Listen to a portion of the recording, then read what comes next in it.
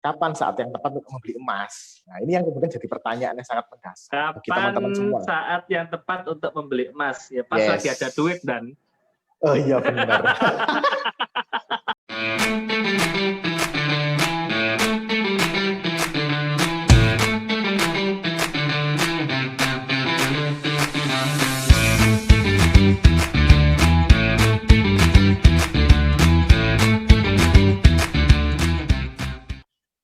Oke, langsung aja. Dan gak kepingin beli emas, Dan?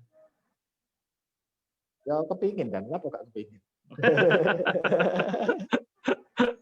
Aku kemarin itu ditawari emas, Dan. 0,00. Aku sampai lupa gramasinya sampai berapa itu. Tapi yang jelas itu antara harga 50.000 sampai 100.000. Ya.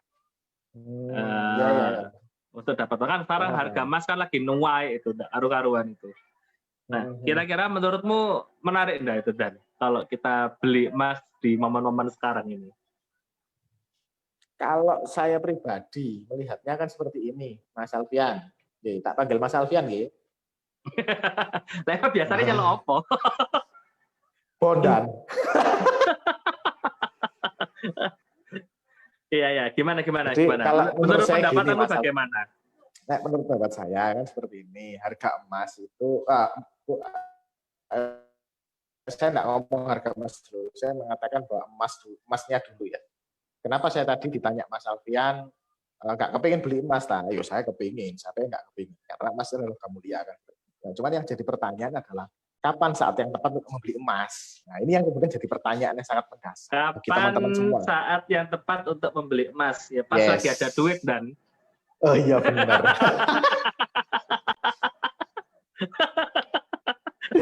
Cocok ya tadi. Timbangannya ruwet ya. Diomong alor gedel. Ini duitnya. Ya sih kurang ono. Nah, itu jawaban yang tepat sekali itu. Ya, yang pertama faktor pertama pasti ketika punya duit. Cuman yang kedua faktor yang kedua adalah oke nih, Mas Alfian sudah punya duit, saya sudah punya duit nih. Apakah sekarang saat yang tepat? Kita lihat dulu tren harga emas dari tahun ke tahun kita harus cek. Apakah benar hari ini tuh seperti yang kita kira bahwa investasi di bidang emas dalam hari ini itu kemudian Bentar. Ini menarik ini. Emas itu sebetulnya investasi, tabungan, atau proteksi, Dan? Yang benar itu, Dan. Ini aku kok menarik ya. Kan kalau bahasa investasi itu kan berarti dia memberikan keuntungan rutin ya. Aku contoh misalnya, saya berinvestasi kepada properti. Setiap tahun properti ini misalnya tak kos-koskan gitu ya. Dan dia akhirnya menghasilkan sejumlah keuntungan setiap bulan ke rekening saya. Nah, ini kan kita ngomong investasi. Atau kalau nggak gitu aku punya kebun. Nah, adalah kebunku ini 1 hektar ya, di sini alpukat kabeh. Semuanya ditanami sama pohon alpukat, dan 1 tahun sekali aku panen, atau setahun 2 kali aku panen pohon alpukat. Ini kan kita ngomong investasi gitu ya. Nah, kalau emas dianggap investasi, apa emasnya bertambah gramasinya ya? Sebenarnya tidak. Nah, berarti kalau kita emas bukan investasi dong? Harusnya bukan. Nah, hanya siapa saja yang membuat bahasa menyesatkan ini? Penjualnya.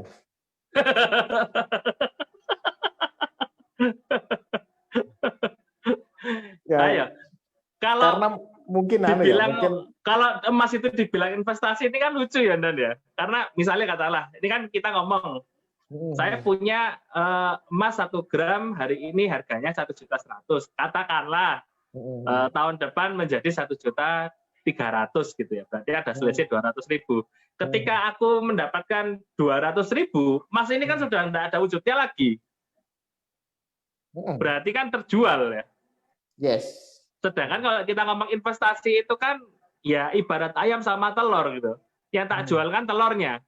Ayamnya kan tetap enggak.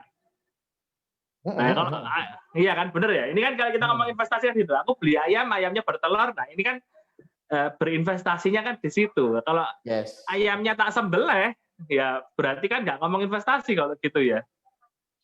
Bukan. Ya, ini bahasa publiknya kira-kira bener nggak sih saja nih? Kok emas dibilang investasi nih? Ya selamat datang di negeri 62. Itu jawaban paling gampang ya. Karena di sini itu standarisasi terhadap istilah apapun itu menjadi bias ya. Banyak sekali istilah-istilah ya. Salah satu yang Mas Alfian tadi sampaikan masalah investasi. Emas kok investasi? Yang jadi pertanyaan kemudian, apakah emasnya bisa bertumbuh? Apakah emasnya bisa menghasilkan? Ya itu yang jadi pertanyaan yang paling besar. Apakah gramnya menjadi tambah? Enggak nambah gramnya, tapi kan nilainya menjadi bertambah. Betul, jika ada kenaikan harga emas. Kalau kita mau cek data di Google, saya kalau boleh share di goldprice.org, ini bisa dicari sama teman-teman ya.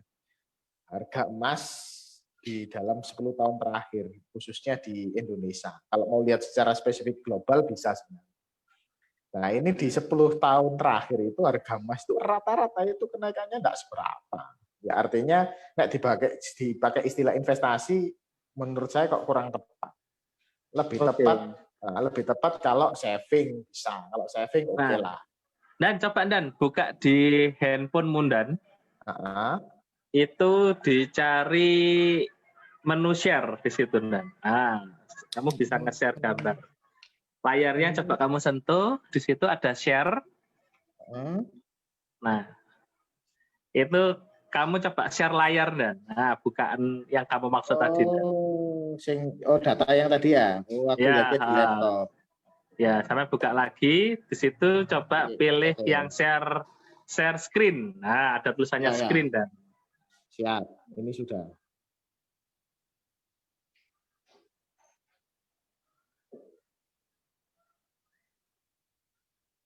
Ini coba sih. Itu whiteboard Dan. Udah whiteboard. Siap. Coba dibuka Dan. Harga emas hari ini. Tahun terakhir. Nah, ini menarik ini. Coba ya kita cek bareng-bareng ya. Nah ini paling atas sendiri harga emas 10 tahun terakhir kita lihat. Coba ditutul Dan. Nah kita cek. Nah ini masuk data yang bujui kan ya nggak mungkin datanya bujui. Yang bujui kan yang jual. Enggak Dan, bukan yang jual yang bujuin Dan. Aku nggak setuju itu. Aku membela. Iya. Pembela. Iya, saya pengerti kan ini pembela ada duit ya Dan. Selamat Anda dapat 0,025 gram. Jadi sebetulnya bukan membohongi, tapi memberikan sudut pandang yang berbeda sehingga orang bisa memiliki pemahaman yang berbeda. Wah, diplomatis Dan. Ya wis, istilah sekarang kan kok ngono Pak. Jadi dari awal tahun 2011 itu harganya 2010 itu harga 350, saiki 2020 harganya jadi 1.50. 1.050 ya? Iya, 1.050. Ini dalam rupiah toh? Rupiah. Kalau di rupiah itu enggak sampai Dan. Coba sama lihat grafiknya. Sekarang 918. Nah, 918. Berarti anggap aja harganya sudah naik 3 kali lipat, berarti 300% ya. Anda untung kan sudah 3 kali lipat kenaikan. Untung berarti Anda. Nah, itu ilusi Dan. Untung kalau Anda belinya tahun 2010. Ya enggak toh. Nah, kalau dulu tahun 2010 uang 300.000 saya bisa dapat beras katakanlah anggap aja katakanlah misalnya beras tahun 2010 itu berapa sih? Harga masih 5.000-an kayak ya. Nah, 5.000-an ya berarti kan kurang lebih sekitar dapat 60 kilo ya. Nah, sekarang kalau uang 900.000 dapatnya rentangnya sama atau lebih banyak atau lebih sedikit. Nah, yang pasti masih lebih banyak. Karena kan hari ini harga berasnya kan sekitar 12.000 itu yang sudah bagus. 12.000 per kilo. Nah, kalau 900.000 dibagi 12.000 itu dapat berapa kilo itu? Lebih dari 60 itu. Lebih dari 60 ya. Ya, boleh lah. Ya, untung dikit lah, Dan. Nah, selamat Anda sudah beruntung berarti, karena sudah mempunyai emas yang sejak Anda beli 2010. Tapi kalau Anda belinya sekarang, ya jangan berharap harga 3 kali lipat. Karena trennya emas, coba kita lihat ya. Kita coba lihat trennya emas mulai tahun 2010 ke 2011. Rata-rata ada kenaikan. Ini bisa di zoom nggak? Itu memang ada rata-rata ada kenaikan. Cuman kita cek paling tinggi kenaikannya itu terjadi di 2012 menjelang 2013 akhir. 2012 itu menginjak angka 550. Kemudian pasti turun lagi dan pada tahun 2013 pertengahan dia berada di angka 380-an. Rata-rata kenaikannya seperti itu. Tiap tahun sampai mendekati 2019. Di 2018 mereka ada kenaikan sekitar 650. Ini yang kemarin Mas Alfian ketika menikahkan di tahun-tahun ini kan jadi emasnya agak mahal.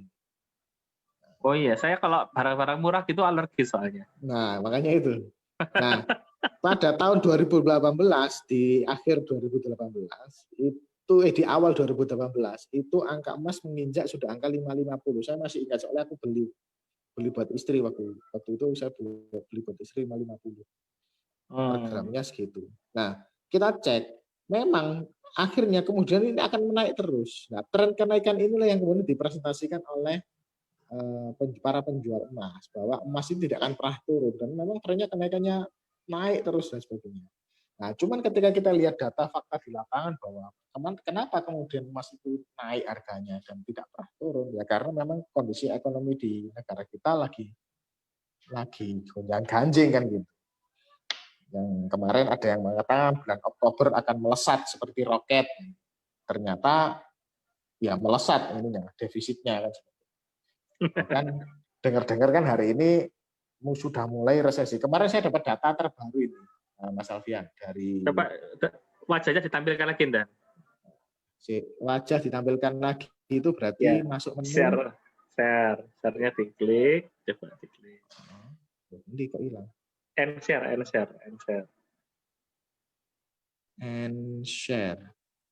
Ini kok lambat? Apa HP saya yang lambat ya?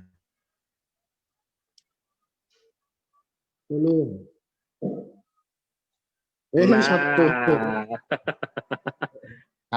HP-nya yang lemot ternyata. Oke. Dan ini saya mau tanya sebagai orang bodoh ya di lapangan. Kira-kira kalau pinter ya Mas, pinter. Loh. Kan tujuan podcast ini kan membuat orang bodoh menjadi cerdas. Oke. Gimana? Kan selalu ada kalimat-kalimat itu kan seperti ini. Emas itu kenaikannya pasti, kalau turun itu kan koreksi. Oke ya. Nah, berarti kalau gitu sebetulnya perbandingan antara emas dengan mata uang di setiap negara itu kan pada prinsipnya uangnya kan selalu melemah. Kalau kita melihat dari sisi yang berbeda ya, cara pandangnya ya. Ya. Emasnya yang terus menaik atau mata uangnya yang melemah gitu. Dengan artian kalau orang semuanya bilang emas itu adalah salah satu instrumen investasi yang anti inflasi. Nah, pertanyaannya kenapa kok tidak mau menggunakan emas sebagai mata uang?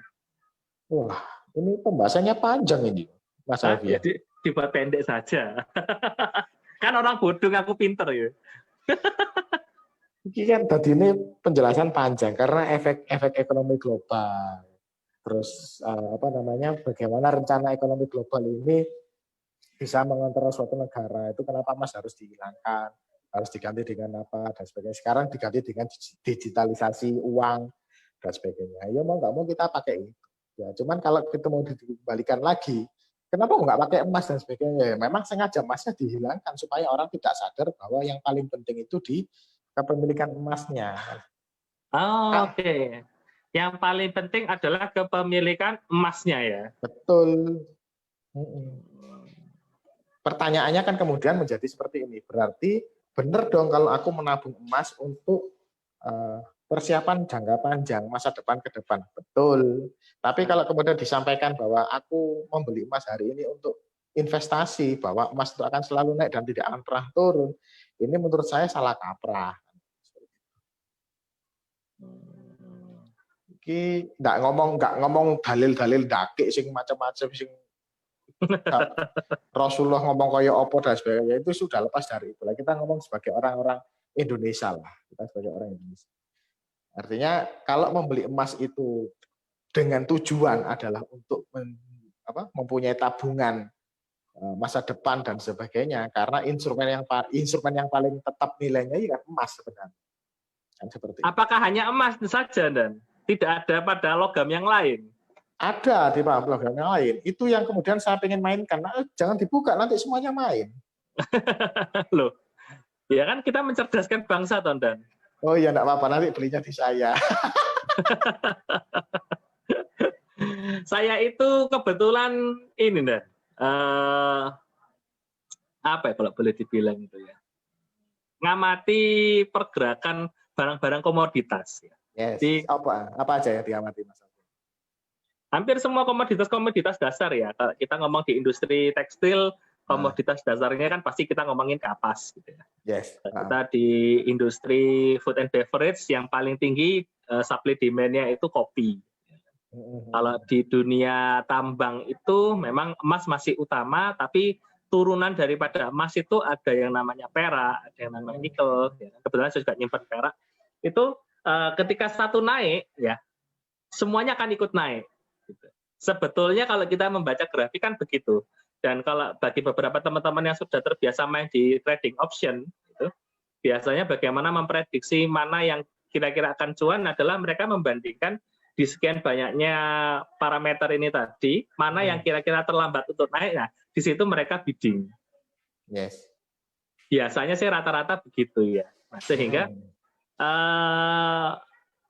kenapa kok kita tidak mengembalikan kedaulatan ekonomi itu dalam bentuk masa lalu ya, di mana semuanya serba dinilai berdasarkan intrinsik, berdasarkan ininya, berdasarkan kebendaan ya, wujudnya.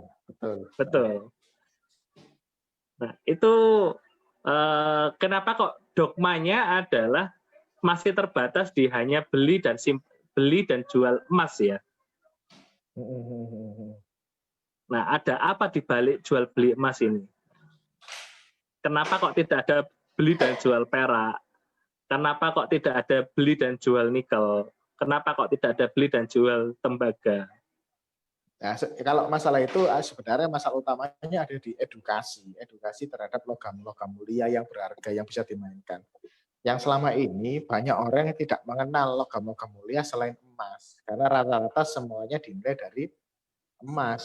Padahal kita semua itu lupa bahwa mata uang yang digunakan dari zaman dulu, sejak zaman Kaisar Romawi adalah emas dan perak, dinar dan dirham, kan seperti itu. Nah, ada dua jenis berarti ya? Betul. Nah, yang jadi pertanyaan, kenapa kemudian peraknya dihilangkan sedangkan emasnya dilambungkan? Seakan-akan kan seperti itu.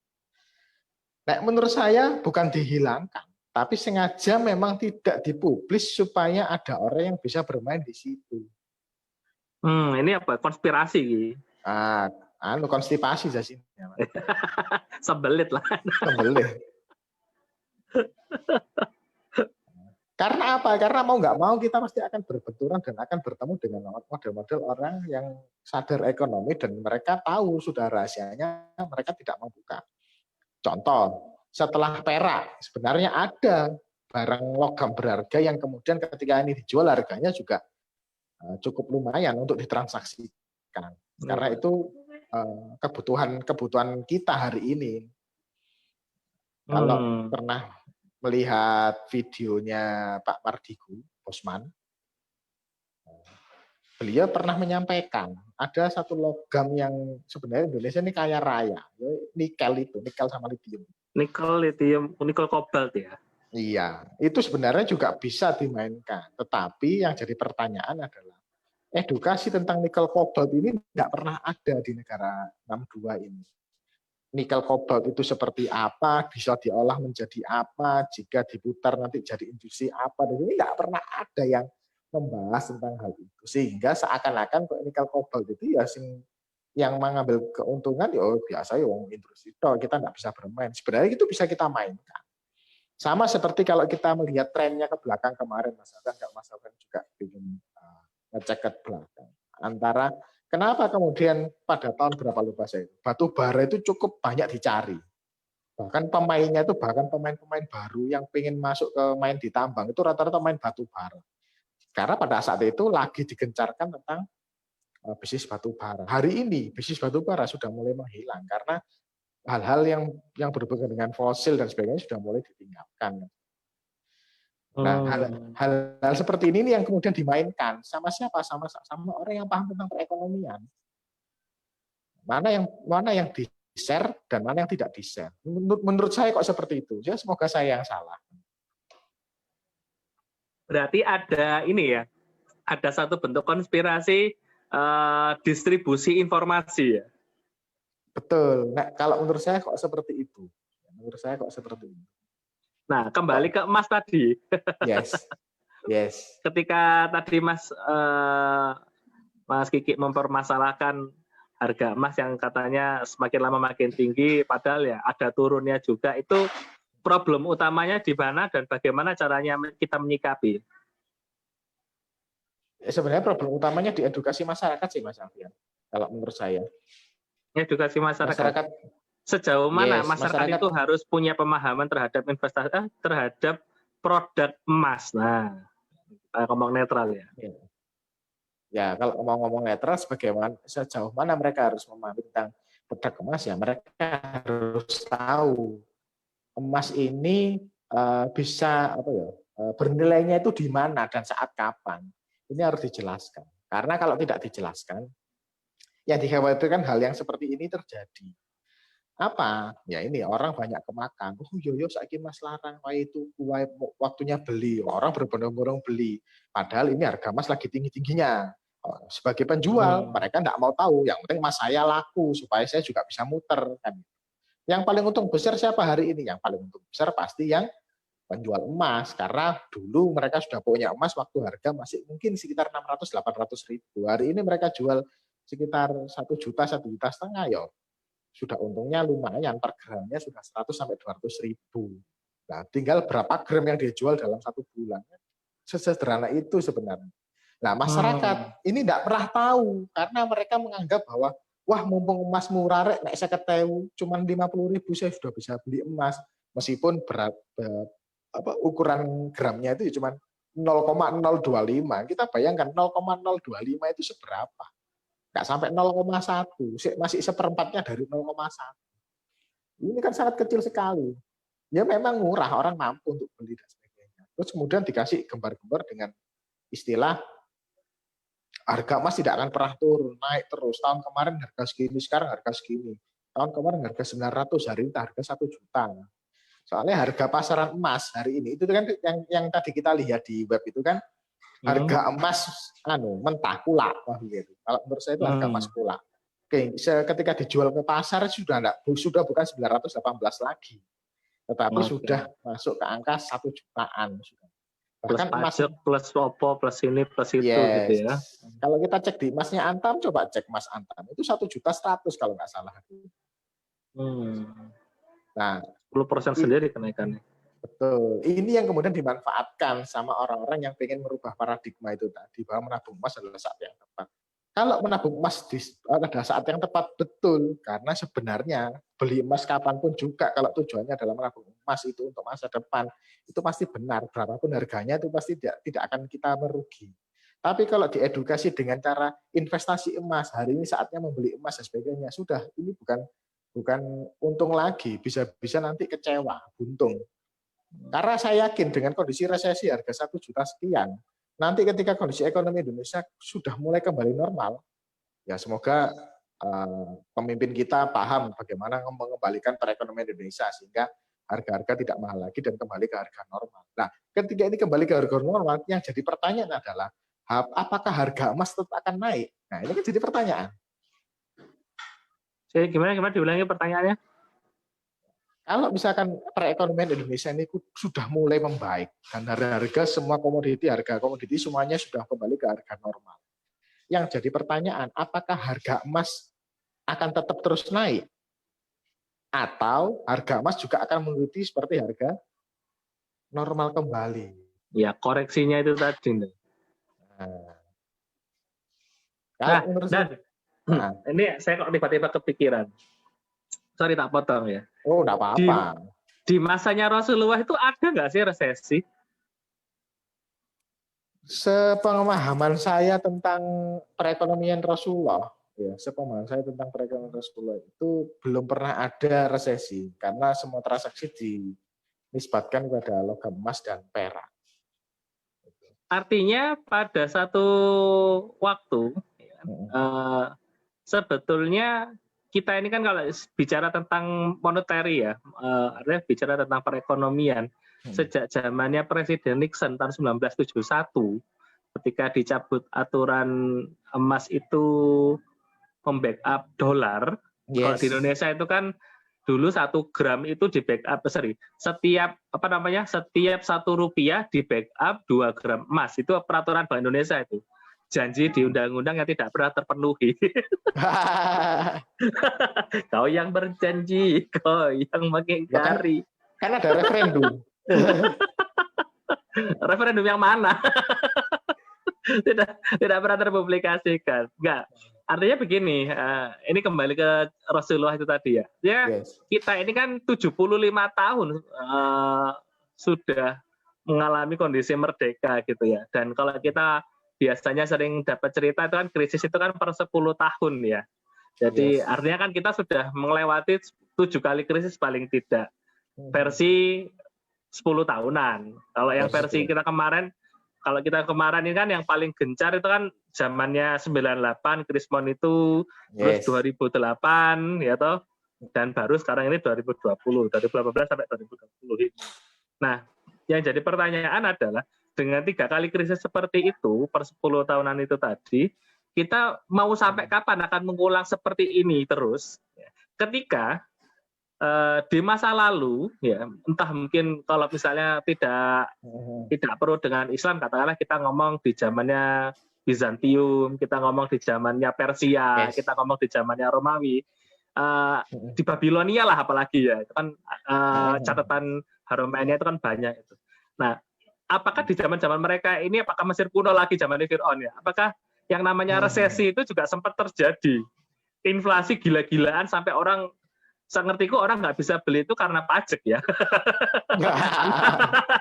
Sepemahaman saya di semua jenis masa lalu itu orang kehilangan daya belinya itu karena faktor pajak. Di luar itu kok belum pernah mendengarkan sebuah cerita kena resesi rek, ada krismon rek dan sebagainya gitu, sehingga masyarakatnya tidak bisa membelanjakan uangnya atau hartanya itu tadi untuk kehidupan yang layak. Nah, menurut jenengan piye Mas kayak gini nih tadi? Kenapa kok kita tidak mengadopsi sistem yang sudah proven loh? Ya kalau kita ngomong Islam mungkin terlalu sempit gitu ya, karena ada beberapa teman-teman yang masih antipati. Justru kalau kita melihat sejarah emas dan perak sebagai mata uang, Rasulullah itu pun juga mengadopsi sistemnya Romawi. Saya masih ingat sejarah yang pernah saya baca itu, semoga saya yang salah lagi. Kalau kita ngomong salah terus kan enak ya, Dan ya. Ada sih membenarkan ya. Kalau kita ngomong bener, akan sih menghujat. Sejauh saya melihat, Rasulullah itu kemudian menggunakan alat tukar berbentuk emas dan perak itu ketika melihat transaksinya bangsa Romawi. Nah, bangsa Romawi itu sudah berkuasa lama, kemudian istilah kata dinar dirham pun itu sebenarnya bukan dari Rasulullah yang menciptakan istilah tersebut. Dinar dirham itu sepengetahuan saya itu mata uang yang dipunya oleh kaum Romawi sebagai alat tukar, denaris, dirham dan sebagainya. Kemudian Rasulullah mengadopsi sistem tersebut. Nah, kembali lagi ke pertanyaan Mas Alfian, ketika kemudian kenapa kok hari ini tidak ada yang mau kembali ke emas dan perak dan sebagainya? Karena sistem hari ini secara internasional itu sudah merubah hal itu. Sudah merubah semuanya, Bu. Jangankan pemerintah Indonesia, secara internasional pun juga sudah merubah seperti itu. Kecuali yang terjadi di Qatar. Di Qatar itu mata uangnya kalau nggak salah ini, kalau di Qatar itu mata uangnya itu masih masih sesuai dengan perbandingan. Nek uang kertasku sing metu sakmene, maka emas yang dipunya oleh Qatar itu harusnya segini. Itu seperti itu. Selain Qatar, menurut saya belum ada. Termasuk Arab Saudi pun sudah tidak menisbatkan nilai mata uangnya kepada emas. Setahu saya sudah itu. Nah, kalau kemudian ditanyakan kembali, kenapa kok tidak kembali ke zaman dulu, di mana dulu sistem ekonominya tidak terjadi resesi dan sebagainya? Ya, justru inilah permainannya orang-orang yang paham tentang keuangan. Sehingga ketika ada ketergantungan, inflasi dan sebagainya, maka ada orang yang memberikan solusi. Nah, ini sudah masuk ke ranah politik, Mas Alvia. Jadi agak rawan ngomong masalah politik ini. Sudah banyak perbedaan pendapat di antara khalayak. Nah, menurut sampean, Mas, kita ini kan pemuda nih, ya kan? Yes. Apalagi ada embel-embel Islam. Pantang kita ini dibilang apa namanya? Menjadi budak-budak kapitalisme dan sebagainya. Nah, kira-kira menurut Mas Hakiki, langkah apa yang paling tepat dilakukan oleh seorang Muslim untuk membangun perekonomian, minimal kita ngomong keluarga ya. Yes. Jadi dari sisi mencari hartanya, terus kemudian dari sisi menyimpan atau menumpuk hartanya, terus kemudian dari sisi kalau menyalurkan kayaknya sudah terwakili sama Basnas ya, lembaga amil zakat kayaknya sudah mulai banyak program-program, kita tidak bisa utak-atik, tapi kan paling nggak di 2 poin ini, kaya itu kan kalau definisinya kan tidak penting seberapa besar yang kita dapatkan, tapi seberapa banyak yang kita bisa simpan. Nah, rumusannya kan ngono ceritanya. Kalau kita dapatnya 1 juta, spendingnya 990.000, ya kode pendapatannya 10.000. Iya kan gitu ya. Nah, kalau Mas Riki sendiri sejauh pengamatannya bagaimana caranya menyikapi dengan kondisi, artinya uang itu kan menjadi sebuah benda panas ya. Disimpan dia menjadi abu, ya kan, karena tergerus sama inflasi. Tidak disimpan, kalau dia dibelanjakan terlalu banyak, ya akan menjadi angin. Tidak berwujud, jadi menjadi udara. Tapi ketika dia dibelanjakan sendiri pun, ternyata kadang-kadang yang menjadi soal adalah seringkali menghasilkan permasalahan baru. Contoh yang saya maksud permasalahan baru itu kayak begini. Awalnya dulu hidup tenang ya, tanpa ada kepikiran biaya ini biaya itu, begitu punya uang katakanlah 20 juta, kepikiran butuh yang namanya kendaraan, beli sepeda motor. Awalnya kalau kita nyimpan 20 juta, ya musuhnya inflasi. Yes. Ya kan gitu. Tapi ketika 20 juta ini diwujudkan menjadi sepeda motor katakanlah, awalnya dulu tidak ada pengeluaran bensin, jadi ada pengeluaran bensin. Awalnya dulu tidak ada yang namanya pajak kendaraan bermotor, ada pajak kendaraan bermotor. Awalnya dulu tidak ada yang namanya biaya servis, sekarang jadi ada biaya servis. Nah, artinya bagaimana seorang Muslim itu menyikapi si malakama ini ya, gitu. Pak, kalau sepedanya dipakai buat ojek, oh iya produktif lah. Tapi sekarang kalau ojek itu punya anak 4 misalnya, 1 anak sekolah, kan nggak mungkin kayak cabai-cabean ya. Jadi bapaknya ngojek sendiri, anaknya dikasih sepeda motor 1 buat bertiga. Ya biasanya kan orang 1 anak 1, 1 anak 1, 1 anak 1. Ketika 1 anak 1, otomatis kan dia akan menghasilkan living cost ya, biaya kehidupan yang lebih gede. Nah, harusnya bagaimana cara menyikapinya ini, Mas? Ini kita contoh yang sederhana tadi ngomongin masalah kendaraan ya. Jadi, Mas, ini sebuah masalah yang kompleks. Kalau menurut saya kita kembalikan lagi kepada kesadaran dalam keuangan, ini yang paling penting sebenarnya. Kesadaran dalam hal keuangan. Betul. Pada saat kapan kita itu membelanjakan, pada saat kapan yang akan kita jadikan aset, pada saat kapan kita akan putar itu sebagai modal usaha dan sebagainya, ini yang harus dipunya oleh masyarakat kita. Khususnya kalau masyarakat ngomong pemuda Muslim ya, ini yang harus dipunya. Jangan sampai kalah dengan yang lain. Permasalahan Indonesia, permasalahan bangsa kita itu rata-rata yang saya tahu itu tidak pernah mendapatkan tentang pendidikan kesadaran keuangan. Sehingga, ngapunten, mohon maaf ini, Banyak orang yang dulunya awalnya nggak punya, ketika ditakdirkan menjadi orang yang berpunya, tiba-tiba yang terjadi hedonismenya kuat dan sebagainya. Sehingga harta yang dia punya menjadi menguap. Ada yang kemudian ketika ditakdirkan menjadi uang banyak, dia lebih ke konsumtif misalnya. Kebutuhan-kebutuhan yang sebelumnya dia tidak pernah punya, terus dia kepengen punya, meskipun nggak tahu, kayak apa sih aku tuh ini, pokoknya aku pengen duit, aku pengen punya. Nah, kesadaran seperti ini itu yang kadang harus ditanamkan sejak dini. Karena jangan sampai seperti kita mungkin ya. Kita baru menyadari ketika usia sudah mulai lanjut, sudah di atas 30 kita baru menyadari bahwa pentingnya manajemen aset, pentingnya kesadaran keuangan, bagaimana pola kita dan sebagainya itu baru tersadarkan ketika di atas 30 tahun. Ya meskipun tidak ada kata terlambat ya, kita tetap akan terus berjuang. Lah kalau menurut Mas Kiki sendiri, kapan pendidikan finansial itu tepat untuk diberikan dan siapa yang kira-kira bertanggung jawab atas pendidikan finansial seseorang? Sebenarnya kalau kita melihat dari pertanyaan Mas Alfian itu sebenarnya sudah terjawab seperti yang terjadi pada kehidupan Rasulullah. Rasulullah itu mendapatkan pendidikan finansial itu sejak dia masih kecil.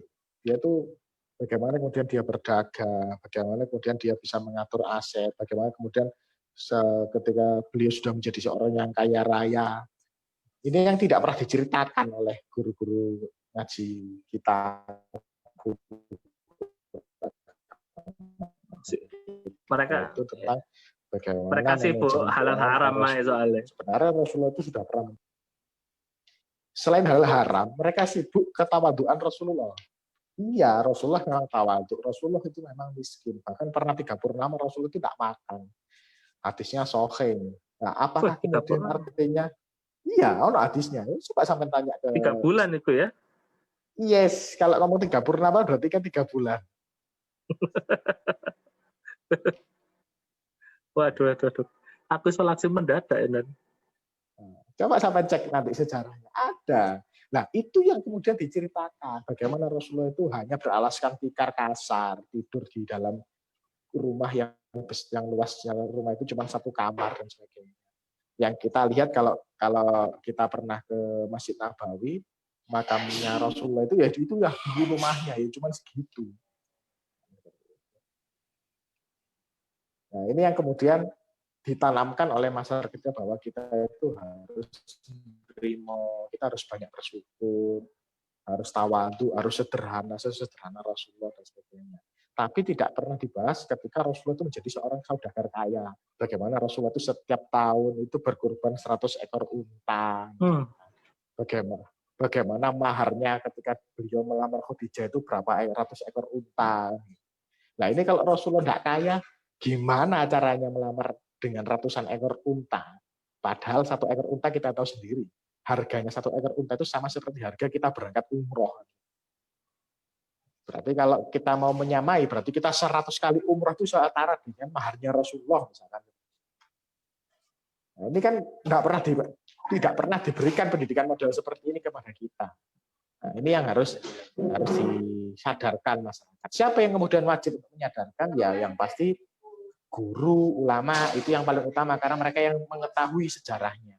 Baru kemudian orang tua kita sebagai orang tua kita harus punya pemahaman seperti itu supaya anak-anak kita sejak dini itu sudah kita ajari terhadap kesadaran finansial tersebut. Jangan sampai mengalir begitu saja. Ini kan menjadi masalah di kemudian hari. Keren ya, harga 1 ekor unta itu 20 jutaan. Jadi kalau 100 ekor itu 2 miliar ya. Nah, sejarahnya secara sejarah memang tidak pernah tersebut bahwa penyumbang unta terbanyak di Mekah pada saat itu Rasulullah memang tidak pernah secara terlihat terucap sebenarnya. Tapi kejadiannya kan setelah Rasulullah meninggal tidak pernah ada lagi orang yang mengkorbankan sejumlah 100 ekor unta. Ya, paham? Mas Alfian paham ya ini ya? Oke. Nah, ini kan kemudian menjadi kesimpulan bahwa oh berarti ini sing nyumbang ya wong sing gak ono kan ngono. Kesimpulannya kan menjadi seperti itu. Ini dalilnya soke bisa dipelajari di kitab manapun ada itu. Kitab Sirah Nabawi di mana sekarang siapapun akan diceritakan tentang perihal ini. Tinggal bagaimana sudut pandang kita melihat cerita tersebut. Nah, ini tidak pernah diceritakan kekayaan Rasulullah begitu kaya raya dan sebagainya itu tidak pernah diceritakan. Yang kita diceritakan itu selalu Rasulullah yang sederhana itu. Yang kaya raya cuma Abdurrahman bin Auf ya. Nah, yang diceritakan kaya raya itu Abdurrahman bin Auf. Padahal Abdurrahman bin Auf itu kayaknya berapa sih? Ya, nek Rasulullah menggambarkan Abdurrahman bin Auf itu ya orang yang paling kaya di Mekah pada saat itu ya Abdurrahman bin Auf. Saya tidak bisa tidak bisa membangun persepsi. Artinya kalau membangun persepsi ini jadi zon ini. Kalau menurut saya kan bisa jadi, tapi yang bisa jadi. Bisa jadi Rasulullah mengatakan Abdurrahman bin Auf orang yang paling kaya di Mekah itu ya karena memang beliau yang paling kaya, kemudian supaya tidak tersudut pandang ke beliaunya, Abdurrahman bin Auf disampaikan yang orang yang paling kaya. Karena Rasulullah meskipun kaya, Rasulullah itu banyak berbagi. Banyak kan kita dapat cerita bahwa Rasulullah paling dermawan, semuanya dibagi dan sebagainya. Nah, bedanya dengan kita kan kita kalau sudah mulai kaya kan berbagi kadang rasa-rasa.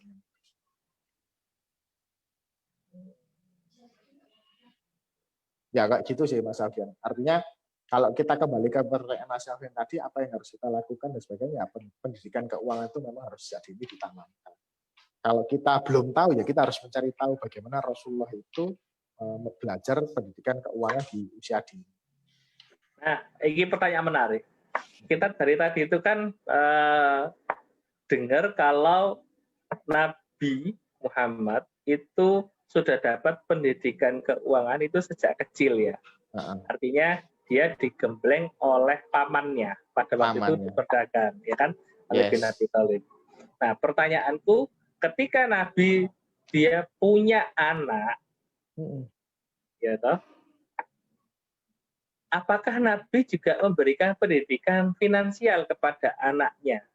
Entah itu kepada Fatimah, kepada Qasim, anak tirinya itu, terus kemudian kepada cucunya Hasan Hussein, itu apakah juga memberikan pendidikan finansial ya? Dan kalau iya kan? Yang pasti iya. Ada. Nah, bagaimana bentuk nasihatnya itu yang saya kok jadi penasaran. Gampangannya kan gini ya, kalau saya menjadi seorang anaknya Bill Gates, gitu, dan hari ini Bill Gates menjadi seorang yang terkaya di dunia, otomatis kan saya akan mendapatkan sebuah nasihat yang itu tidak pernah disampaikan di muka umum barangkali oleh Bill Gates mengenai tata kelola kekayaan, mengenai resep kemakmuran, termasuk juga di Warren Buffett, ya, termasuk juga di siapa itu yang punya Amazon itu Jeff Bezos, karena dengan pola pikir yang berbeda, cara orang mengelola harta pun juga akan berbeda ya. Nah, sementara kita ini umat Islam itu mendapatkan hadis-hadis itu yang paling banyak adalah hadis riwayat tentang ngomongin zakat, ngomongin waris, ya kan? Tapi kita jarang sekali mendengar hadis mengenai babnya mendapatkan uang. Nangkep nggak maksudku? Karena Rasulullah karena menurut saya Rasulullah dihadirkan di sini itu sebagai contoh untuk berbagi. Bukan contoh untuk kemudian bagaimana mencari duitnya. Kalau contoh untuk mencari duitnya sudah tergambar di kisah Rasulullah-nya. Apakah kemudian pendidikannya itu nyampe ke anaknya atau tidak? Yang jelas, anak-anaknya ini mewarisi sifat pedagang dari Rasulullah. Termasuk Fatimah itu pedagang ya? Pedagang, terus kemudian membantu Rasulullah, membantu Khadijah berjualan. Kan ada ceritanya juga. Cuman tidak diceritakan betul memang dari hasil dagangnya Fatimah itu kemudian menjadi wanita yang juga kaya, ya nggak ada cerita. Nah, karena nggak ada cerita, ya nggak usah dikarang ceritanya. Ya kalau nggak ada cerita itu maksudnya itu kita tuh mencoba mencari ceritanya. Ada nggak sih? Mungkin kalau dari atsar mungkin ada. Cuman kalau ulama kita, jumhur ulama itu kan kalau masalah cerita yang dari acar-acar itu kan tidak dianggap sahih dan tidak dianggap untuk mewakili, sehingga lebih banyak ditinggalkan. Menurut saya kok seperti itu. Oke. Karena ulama-ulama kita kan menjaga, jangan sampai hal-hal yang tidak valid itu menjadi hujah. Nanti akan menjadi menggampangkan masyarakat kita itu ketika ada hal yang nggak valid jadi hujah, nanti akan menggampangkan. Karena seperti kita tahu sendiri, zaman pasca Rasulullah itu berapa banyak nabi palsu yang diberantas oleh Abu Bakar, Umar itu. Kan banyak sekali nabi palsu. Nah, dikhawatirkan acar-acar ini yang tidak ada riwayatnya, tidak ada matan dan apa sih ini hadis itu? Sanad mustasil. Nah, kalau tidak ada sanad dan matannya itu kan ini dikhawatirkan akan banyak orang yang kemudian memakai sanad yang palsu kan. Nah, ini ngomong urusan hadis, wis nek aku melu ahlul hadis saya ini. Orang-orang yang punya paham tentang ilmu hadis itu yang kita ikuti. Nah, aku gitu. Nah, cuman yang wajib kita pelajari itu tadi, kok iso Rasulullah kok ini ya, itu yang harus kita. Soalnya kadang-kadang kalau kita sering ngaji itu, kita ngaji kan yang paling sering dicontohkan itu bagaimana Rasulullah itu kalau sholat malam, bagaimana Rasulullah itu kalau bermuamalah dengan yang lain, apa dan sebagainya. Sudah tidak pernah terbahas lah masalah muamalah perdagangan. Pasca Rasulullah itu sudah tidak pernah. Di sini perang ayo. Menurut saya seperti itu. Dan ini juga ada yang dituduhi tok ae kan. Kayak Islam ini kok dunia perang kan. Padahal sebenarnya enggak. Islam itu indah sekali. Nah, tetapi jangan kemudian menjadi fanatik yang menurut saya berlebihan. Contoh fanatik yang berlebihan yang saya maksud. Contoh. Kita kembali ke zaman Rasulullah, yaitu menggunakan dinar dan dirham. Mungkin kurang tepat, karena ya, seperti yang tadi saya bilang, dinar dirham itu awalnya dari kaum Romawi yang mencetak uang pertama kali, gambarnya kaisarnya Romawi itu. Rasulullah menduplikasi, kemudian wajah gambar orang tersebut diganti dengan tulisan Allah, Rasul, dan Muhammad. Di baliknya la ilaha illallah terus. Itu kan pertama. Dan mata uang umat Islam pertama kali dideklarasikan sebagai mata uang resmi itu baru terjadi di kekhalifahan Abdul Malik bin Marwan. Itu kekhalifahan kelimah dari Abbasiyah. Itu baru meresmikan mata uang resmi dari kekhalifahan Islam. Artinya kalau ngomong angger jawab kita kembali ke zaman Rasulullah, dinar dirham dan sebagainya. Ya salah. Dinar dirham itu dari zaman Romawi kan. Tapi andai katakanlah kita meniru di zamannya Rasulullah menetapkan aturan dinar dirham, kan nggak salah juga, Dan? Nggak salah. Cuman yang jadi pertanyaan, apakah penetapan nilai dinar dirham secara gramisasi gramasi itu tadi menjadi standar dari sistem moneteri kekaisaran kekhalifahan Islam pada saat itu? Ya belum tentu, karena kan antara dinar dirham yang dicetak oleh Rasulullah dengan yang dicetak oleh sahabat-sahabat yang lain pun itu berbeda kadar. Rasulullah itu hanya mengatakan satu dinar kan berarti satu koin emas ya. Itu setara dengan 10 dirham. Nah, satu dinar itu berapa kadar gramnya itu tidak pernah tersebut. Sehingga antara gramasinya zaman Rasulullah sama gramasinya zaman sahabat itu berbeda. Makanya di kekhalifahan Abdul Malik bin Marwan ditentukan bahwa satu dirham itu sakmene, dinar dirhamnya segini, perbandingannya seperti ini, itu rinci di kekhalifahan Abdul Malik bin Marwan, sehingga pada saat itu kemudian disepakati, akhirnya disosialisasikan ke seluruh kekhalifahan Islam yang pada saat itu. Ceritanya kan gitu, kalau ngomong sejarah dinar dirham, masalah tentang ukuran dan ketentuannya. Nek kemudian dikembalikan lagi ke zaman Rasulullah. Zaman Rasulullah itu satu dinarnya 4,2 gram kalau nggak salah. Tapi sahabat itu ada yang menggunakan 3,5 gram. Nah, ini sudah berbeda kadar. Apakah kemudian yang dilakukan oleh sahabat itu juga salah? Kan enggak. Ya kayak ngono kan. Kan seperti itu. Jadi penentuannya itu adalah sebuah kesepakatan ya.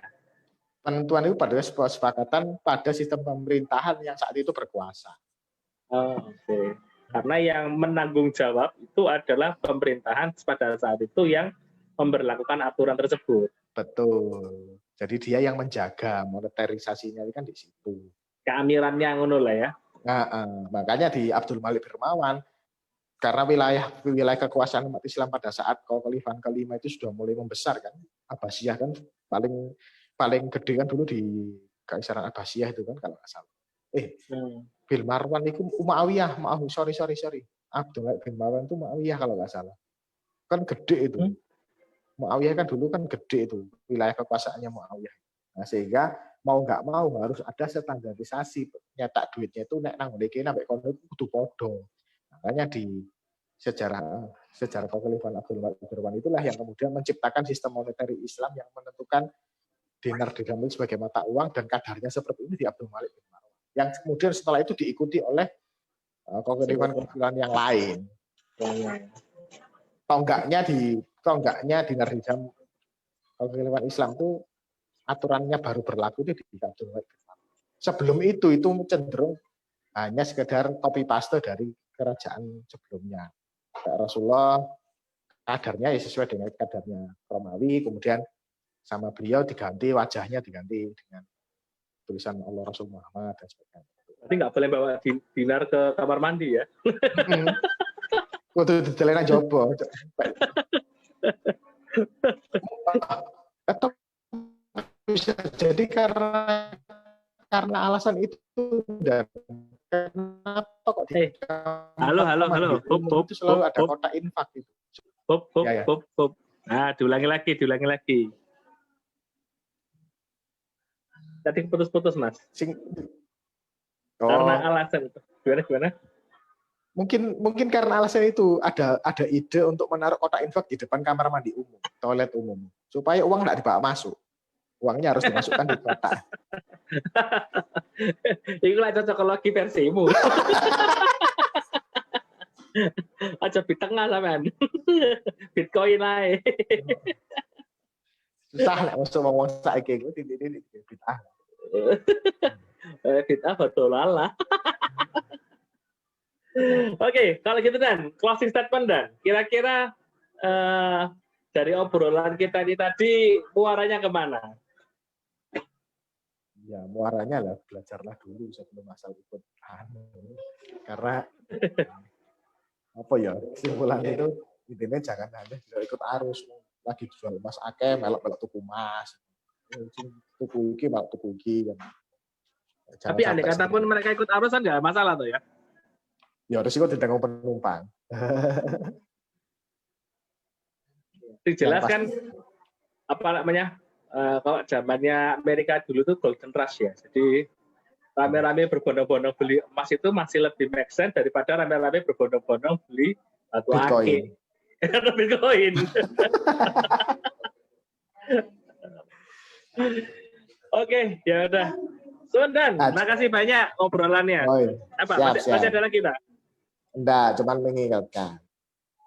Karena emas di dalam kondisi sekarang itu tidak menjadi komoditi sebagai alat tukar, maka kita harus waspada. Karena kan emas yang tersimpan ini kan harus dikeluarkan zakatnya juga. Oke, betul. Tuh, kok lali tuku emas wakil sampai 20 gram lali kak zakat. Ini kan juga enggak. Siap. Oke. Terus gitu sih tambahan. Matur nuwun, Komandan. Sami-sami. Oke, teman-teman, makasih banyak ya. Kita jumpa lagi nanti ngobrol-ngobrol masalah ekonomi, masalah hadis, masalah fikih, masalah yang ada di sekitar kehidupan kita di channel ini ya. Jangan lupa untuk subscribe, like, dan komen ya. Kalau ada pertanyaan atau topik apa yang ingin dibahas minggu depan, silakan tulis di bawah. Oke? Saya Alfian Anjar. Saya Mukti Aki Purnomo. Oke, kita jumpa lagi besok. Dadah, Assalamualaikum. Salam.